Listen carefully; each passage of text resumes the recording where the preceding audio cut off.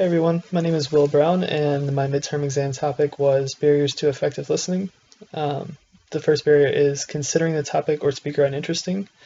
The amount of interest we have in a topic usually determines how well we listen or pay attention to the subject or the speaker. If we decide that a subject is boring or not relevant to us, then we tend to assume that the information is not important, although that's not really always true.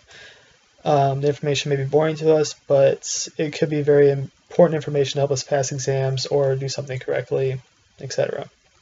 So it's important to know that a good listener keeps an open mind.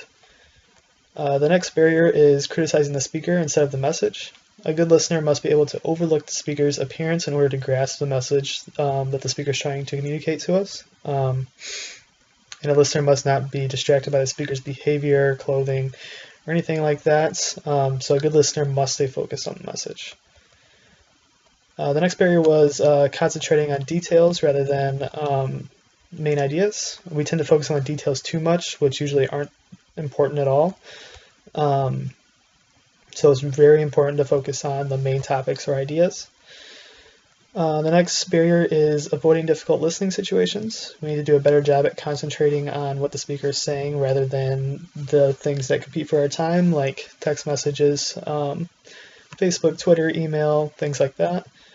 When you're in a difficult listening situation, the best thing to do is just ask questions. You should never hesitate to ask questions because you need to understand, because if you don't understand, then you're never going to learn anything. And by having the motivation to concentrate and listen to the difficult information, your ability and confidence will increase. The next barrier is tolerating or failing to adjust to distractions. Distractions cause us to lose focus and concentration. As listeners, we are responsible for ignoring or eliminating all distractions. Some distractions we can control, but others we cannot. Some take more of a mental effort to eliminate rather than a physical effort. So it's best to just forget about everything else going on in your life and focus on the speaker speaking in front of you at that moment, and that will help eliminate all distractions. The next barrier is faking attention. Everyone has probably pretended to pay attention to something before when your mind is actually thinking of something else. This can become a very bad habit. If you cannot remember the main topics or ideas after listening to a speech or presentation, then you're most likely faking attention. This seems like a harmless act, but it can often cause people to question your credibility and knowledge. The next barrier was bias and prejudice. Biases and prejudice are major listening barriers. We have a hard time listening to messages that are not in agreement with what we personally believe, so it's definitely important to not give in to our biases and keep an open mind. Therefore, we're not limiting ourselves to what we know or what we can do.